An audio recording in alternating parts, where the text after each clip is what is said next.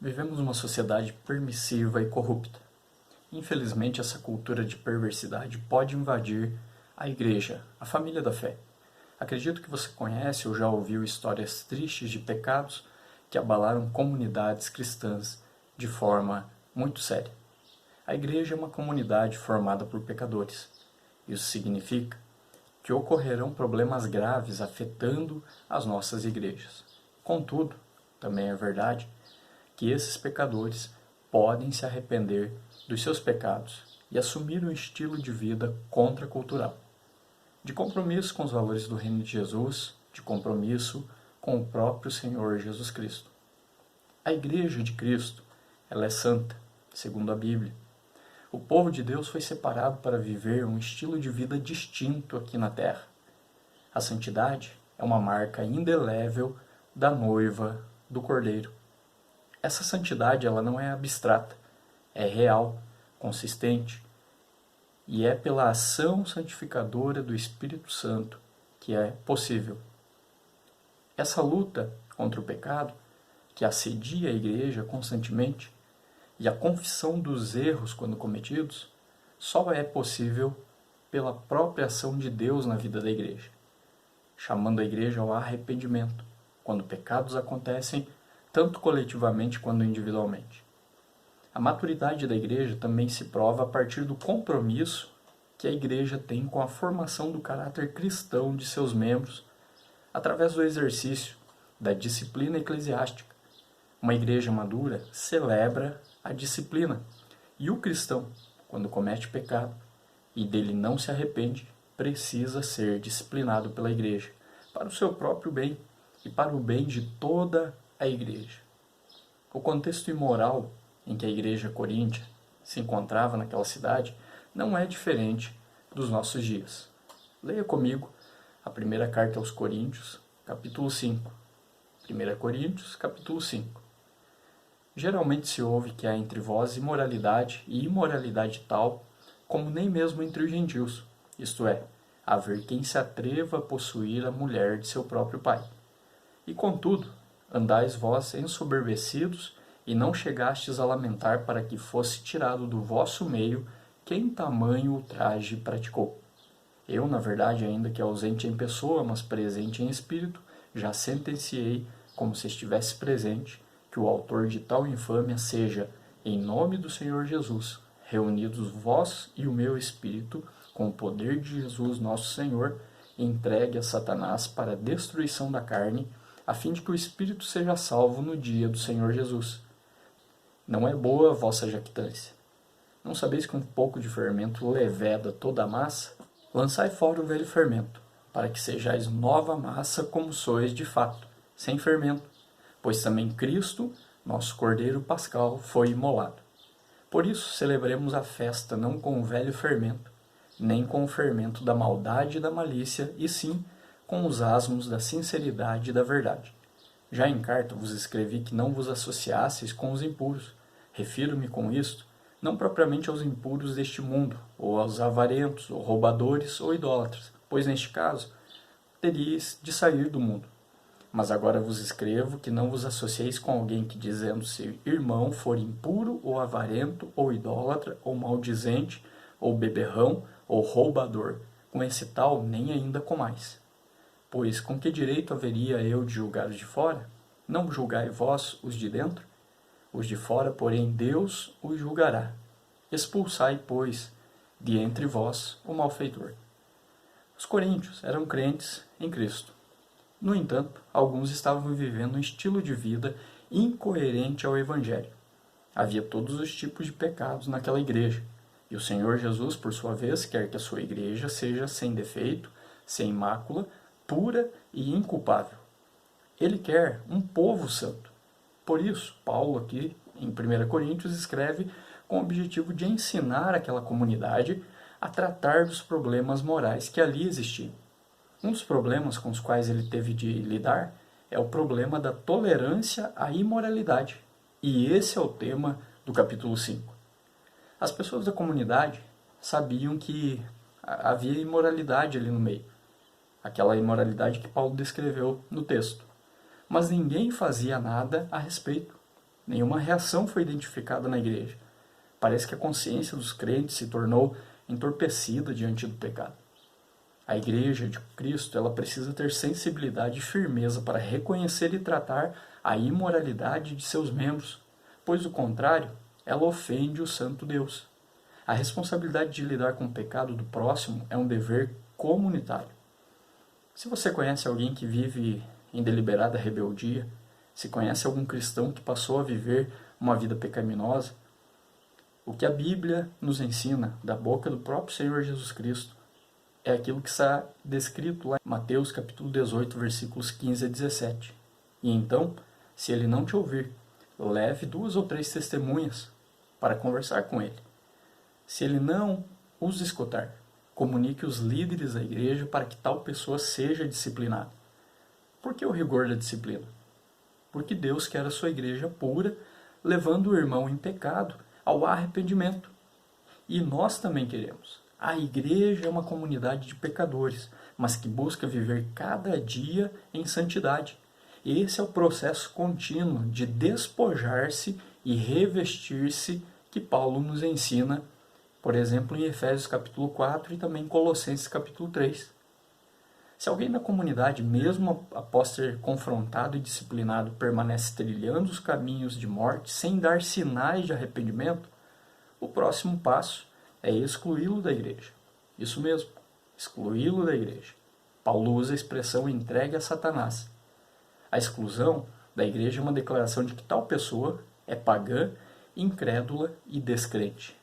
O estilo de vida dela não condiz com a nova vida que Cristo promove na vida dos seus discípulos. Essa é uma atitude difícil de ser tomada, mas a igreja deve fazê-lo, mesmo que consternada e também muitas vezes com lágrimas nos olhos. A esperança reside, porém, no fato de que este alguém pode até de repente morrer, mas se for um filho de Deus, o Senhor certamente o trará de volta ao juízo. 1 Coríntios capítulo 5, 2 Timóteo capítulo 2, também Paulo trata disso. A dureza das palavras de Paulo parece irromper a partir de um cenário de declarada negligência por parte dos cristãos de Corinto. É provável que o apóstolo já os tivesse advertido sobre a imoralidade dentro da igreja. Numa carta anterior, no entanto, nada foi feito. Versículo 9 diz: já em carta vos escrevi que não vos associasseis com os impuros. Mesmo com as orientações anteriores de Paulo, nada foi feito. Tudo permaneceu do mesmo jeito. Paulo os alertou e os advertiu, mas eles optaram pelo silêncio e conivência com aquele pecado. Depois do alerta, a ação proposta pelo apóstolo Paulo foi mais enérgica. É preciso agir rápido. É necessário ser rigoroso com o pecador impenitente para que o corpo não sofra ainda mais os danos decorrentes da desobediência de um de seus membros. Versículo 13, Paulo diz: expulsai, pois, de entre vós o malfeitor. Paulo ele se refere a algo que acontecia lá no Antigo Testamento, quando da saída do povo de Deus do Egito, da escravidão do Egito, quando Paulo ele fala sobre o Cordeiro Pascal. A Páscoa do Antigo Testamento marcou a celebração de libertação do cativeiro egípcio. O sacrifício de um cordeiro, chamado de Cordeiro Pascal, era a grande marca da saída ou da separação do povo de Deus do Egito. Da mesma forma, o sacrifício de Cristo possibilitou a separação do cristão da escravidão do pecado. Assim como o Cordeiro do Antigo Testamento era o símbolo de uma nova vida para os hebreus, no Novo Testamento, Cristo, nosso Cordeiro, se entregou na cruz para cortar a nossa conexão com o mundo e nos libertou para uma nova vida. Por causa dele, vivemos em novidade de vida. A igreja é como um corpo. Quando um sofre, todos sofrem. O pecado de um afeta a todos. Assim como o câncer se espalha de uma célula para outra, o pecado se espalha rapidamente de uma pessoa para outra, conforme 1 Coríntios capítulo 5, versículos 6 e 7. Agora, a igreja aqui é vista como um caroço, um pedaço de massa. Naquela época, quando a massa para fazer pão era preparada, sempre se tirava um pedaço dela. Esse pequeno pedaço era enrolado e colocado na água. Durante um tempo, ele ficaria azedo. Então seria retirado para ser colocado numa nova massa, a fim de levedá-la. Assim se fazia um fermento naquele tempo. A igreja precisava se livrar do fermento espiritual que infectava aquela comunidade lá em Corinto. Preste muita atenção. Se não tirarmos as ervas daninhas do nosso jardim, elas vão tomá-lo completamente. Perceba que Paulo condena o orgulho e a soberba da comunidade dos coríntios. O orgulho e a arrogância da igreja eram tão pecaminosos quanto a imoralidade. Todos nós conhecemos o ditado de que uma maçã podre pode estragar todo o cesto. Isso é verdade para a igreja também. Precisamos rapidamente condenar o pecado, qualquer que seja, pois ele contamina o corpo. Em 1 Coríntios capítulo 15, lá na frente, versículo 33, Paulo diz: "Não vos enganeis, as más conversações corrompem os bons costumes." Certifique-se de que você tem se livrado de tudo o que possa contaminá-lo e corrompê-lo. Não toleremos a imoralidade entre nós, mas também não sejamos tolerantes com o orgulho e a arrogância espiritual que tratam o pecado com displicência. A razão pela qual a corrupção nos destrói pode ser porque fomos tolerantes com o mal. Paulo deseja a restauração daquela pessoa, daquele malfeitor. Versículo 13, ele comenta: a disciplina tem como objetivo trazer a restauração e não a destruição da pessoa. As igrejas aplicam a disciplina, ou pelo menos deveriam aplicar a disciplina, quando veem que um membro tomando o caminho em direção à morte e suas súplicas e acenos não fazem a pessoa retornar. É o último recurso para trazer um indivíduo ao arrependimento. A disciplina tem como objetivo expor o erro para promover restauração. Ela expõe a ferida para que haja cura rapidamente. Em outras palavras, o propósito final da disciplina eclesiástica é a restauração espiritual do pecador. É trazer de volta a pessoa ao seu juízo. Quando o homem se arrepende e retorna para Deus, ele é restaurado. É como o filho mais novo, da parábola que Jesus conta lá no Evangelho de Lucas, capítulo 15, do filho pródigo, o qual diz o texto lá que ele cai em si, dentro de um chiqueiro, e retorna para a casa do Pai. Disciplina é prova de amor, não de reprovação, de que somos filhos de Deus. Alguns acreditam que o imoral mencionado por Paulo aqui na carta foi disciplinado, expulso da comunidade, mas depois se arrependeu. E Paulo disse para a comunidade acolhê-lo novamente em amor. Vemos uma referência a isso a 2 Coríntios capítulo 2, versículos 1 a 8. Devemos entender que essa mensagem que Paulo está ensinando aqui no capítulo 5 da primeira carta aos Coríntios, ela tem uma aplicação muito propícia e muito atual. Nós devemos tomar cuidado para não fazer como os coríntios, que negligenciaram o pecado e foram lenientes com o mal. Contudo, devemos atentar com a mesma ênfase para o perigo do pecado nutrido em nossa própria vida. Não devemos tolerar a imoralidade dos outros e muito menos a nossa. Flertar com essa imoralidade vai gerar escravidão e destruição para quem está perto de nós. Sejamos então instrumentos de bênção para as pessoas e não de maldição. Vemos lá em Josué capítulo 7, em Jonas capítulo 1, como Acã, um personagem bíblico, e o profeta Jonas também, provam que viver em desobediência traz desajustes para toda a comunidade. Em 1 Coríntios capítulo 6, logo à frente, próximo capítulo, no versículo 13, Paulo escreve que o corpo não é para a imoralidade. O corpo é para o Senhor. O corpo foi projetado para ser usado por Deus, para ser abençoado por Ele e para servi-lo. Entregue então o seu corpo ao Senhor para usá-lo apenas para a glória e louvor dEle. Busque uma vida de santidade, isso traz muitos benefícios para você, para a sua família e seus amigos, para a sua igreja local e para a missão de Deus neste mundo. Um missionário chamado David Brainerd, que morreu antes dos 30 anos. Ele dedicou a sua juventude para pregar aos índios americanos. Ele escreveu em seu diário que a exposição da grande doutrina de Cristo crucificado diminuiria a sua necessidade de instruir os ouvintes sobre moralidade.